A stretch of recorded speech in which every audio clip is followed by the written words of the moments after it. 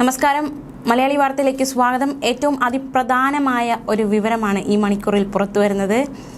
ഗവർണറുടെ ഒരു നിർണായക നീക്കം. പരിഗണനയിലുണ്ടായിരുന്ന മുഴുവൻ ബില്ലുകളിലും ഗവർണർ ഒപ്പിട്ടത് ഭൂപതിവ് ഭേദഗതി ബില്ലടക്കം 5 ബില്ലുകളിലാണ്. ഭരണഘടനാപരമായ കർത്തവ്യം നിർവഹിക്കലാണ് തന്റെ ജോലിയെന്ന് ഗവർണർ നേരത്തെ തന്നെ പറഞ്ഞിരുന്നതാണ്. ബില്ലുകളിലൊക്കെ ഉടൻ തന്നെ ഒപ്പിടും എന്നും അദ്ദേഹം പറഞ്ഞിരുന്നു. പക്ഷേ എപ്പോൾ ഒപ്പിടും എന്ന കാര്യത്തിൽ ഒരു കൃത്യതയില്ലായിരുന്നു. വോട്ടെടുപ്പ് കഴിഞ്ഞ പിറ്റേ ദിവസം തന്നെ എല്ലാ ബില്ലുകളിലും ഗവർണർ ഒപ്പിട്ടിരിക്കുന്നു എന്നതാണ് ഏറ്റവും ശ്രദ്ധേയമായ കാര്യം. സംസ്ഥാന ലെജിസ്ലേറ്റീവ് അസംബ്ലി പാസാക്കിയ 2 ബില്ലുകളിൽ ഗവർണർ നേരത്തെ ഒപ്പിട്ടിരുന്നു. വഖഫ് ബില്ലിലും മലപ്പുറം ജില്ലാ സഹകരണ ബാങ്കിനെ കേരള ബാങ്കിൽ ലയിപ്പിക്കാനുള്ള ബില്ലിലുമായിരുന്നു ഗവർണർ ഒപ്പിട്ടത്. ലോകായുക്ത ബില്ല്, അതുപോലെ തന്നെ ഈ ഒരു ചാൻസലർ ബില്ല്, അങ്ങനത്തെ ആ ബില്ലുകളിലൊക്കെ നിർണായകമായ പല തീരുമാനങ്ങളും ഗവർണർ സ്വീകരിച്ചതാണ്.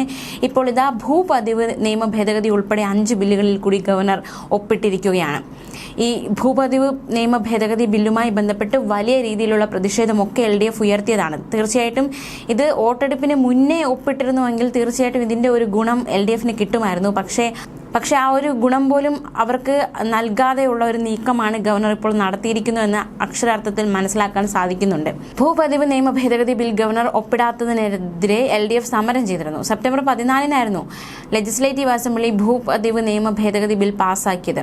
സർക്കാർ ഗവർണർ പോര് രൂക്ഷമായതോടെ രാഷ്ട്രപതിക്ക് ബിൽ അയക്കുമെന്നായിരുന്നു സർക്കാരിന് ആശങ്ക. എന്നാൽ ഇതുണ്ടായില്ല. ലോക്സഭാ തെരഞ്ഞെടുപ്പിന് മുമ്പ് ബിൽ നിയമമായിരുന്നെങ്കിൽ പ്രയോജനം സർക്കാരിനും LDFനും കിട്ടുമായിരുന്നു. ഇതാണ് ഗവർണർക്കെതിരെ പ്രത്യക്ഷ സമരം നടത്താൻ LDFനെ പ്രേരിപ്പിച്ചത്. എന്നാൽ ഇപ്പോൾ ഇതാ തെരഞ്ഞെടുപ്പ് കഴിഞ്ഞയുടൻ ഗവർണർ അതിൽ ഒപ്പിട്ടിരിക്കുകയാണ്. അത്തരത്തിലൊരു നീക്കം നടത്തിയിരിക്കുകയാണ്. ഭൂമിയുടെ വിനിയോഗം കൃഷിക്കും വീടിനും മാത്രം എന്നത് തിരുത്തിയതാണ് പ്രധാന ഭേദഗതി. പതിച്ചുകൊടുത്ത ഭൂമിയിലെ നിലവിലെ നിർമ്മാണങ്ങൾ ക്രമവൽക്കരിക്കാനുള്ള അധികാരം സർക്കാരിനാകും. 1960 പട്ടം താണുപിള്ള സർക്കാരിന്റെ കാലത്ത് റവന്യൂ ഭൂമി പതിച്ചു നൽകുന്നതിനായി കൊണ്ടുവന്നതാണ് ഭൂപതിവ് നിയമം. പുതിയ ഭേദഗതിയിലൂടെ ഭൂമിയുടെ വിനിയോഗം കൃഷിക്കും വീടിനും മാത്രമെന്നത് തിരുത്തി. പട്ടയ ഭൂമിയിലെ ക്രമവിരുദ്ധ നിർമ്മിതികൾ ക്രമവൽക്കരിക്കുന്നതിനും കാർഷികേതര പ്രവർത്തനങ്ങൾക്ക് സർക്കാരിന് അധികാരം നൽകുന്നതുമാണ് ഭേദഗതി. പട്ടയ ഭൂമിയിലെ റിസോർട്ട് നിർമ്മാണം, പാർട്ടി ഓഫീസ് നിർമ്മാണം, വാണിജ്യ മന്ദിരങ്ങൾ എല്ലാത്തിനും ആനുകൂല്യം കിട്ടും.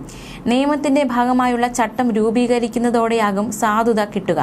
ഉദ്യോഗസ്ഥർക്ക് അധികാരം നൽകിയാൽ ദുരുപയോഗിക്കപ്പെടുമെന്ന് തിരുവഞ്ചൂർ രാധാകൃഷ്ണനും നിർമ്മാണം ക്രമവൽക്കരിക്കാനുള്ള ഫീസിന്റെ കാര്യത്തിൽ സർക്കാർ ജാഗ്രത പാലിക്കണമെന്ന് പ്രതിപക്ഷ നേതാവും ബില്ലുമായി ബന്ധപ്പെട്ട ചർച്ചയ്ക്കിടെ ലെജിസ്ലേറ്റീവ് അസംബ്ലിയിൽ പറഞ്ഞിരുന്നു. അപ്പോൾ ഉദ്യോഗസ്ഥരെ കയറൂരി വിടില്ലെന്നായിരുന്നു റവന്യൂ മന്ത്രിയുടെ മറുപടി. ഭൂപതിവ് ഭേദഗതി ബില്ലിലെ ആശങ്കകളിൽ പരാതി നൽകിയ സംഘടനകളോട് ഗവർണർ സംസാരിച്ചിരുന്നു. ലെജിസ്ലേറ്റീവ് അസംബ്ലി പാസാക്കിയ ബില്ല് അതേ രൂപത്തിൽ അംഗീകരിക്കരുതെന്നാവശ്യപ്പെട്ട് ഗവർണർക്ക് പരാതി നൽകിയ സംഘടനകളാണ് ഇക്കാര്യം വ്യക്തമാക്കിയത്.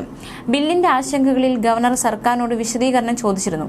എന്നാൽ റവന്യൂ വകുപ്പ് ഗവർണർക്ക് വിശദീകരണം നൽകിയിട്ടില്ലെന്ന് രാജ്ഭവനിൽ നിന്നും വിവരം കിട്ടിയതായും ഈ സംഘടനകൾ പറഞ്ഞിരുന്നു. എന്തായാലും ഈ ഭൂപതിവ് നിയമ ഭേദഗതി ബില്ലിൽ ഇപ്പോൾ ഗവർണർ ഒപ്പിട്ടിരിക്കുന്നു. ഇതടക്കം 5 ബില്ലുകളിലാണ് ഇപ്പോൾ ഗവർണർ, അതായത് എല്ലാ ബില്ലുകളിലും, സർക്കാർ അയച്ച എല്ലാ ബില്ലുകളിലും ഇപ്പോൾ ഗവർണർ നടപടി സ്വീകരിച്ചിരിക്കുന്നു. ഒപ്പിടാതെ മാറ്റിവെച്ചിരുന്ന എല്ലാ ബില്ലുകളിലും അദ്ദേഹം നടപടി സ്വീകരിച്ചിരിക്കുന്നു എന്ന വിവരമാണ് പുറത്തു വരുന്നത്. ന്യൂസ് ഡെസ്ക്, മലയാളി വാർത്ത.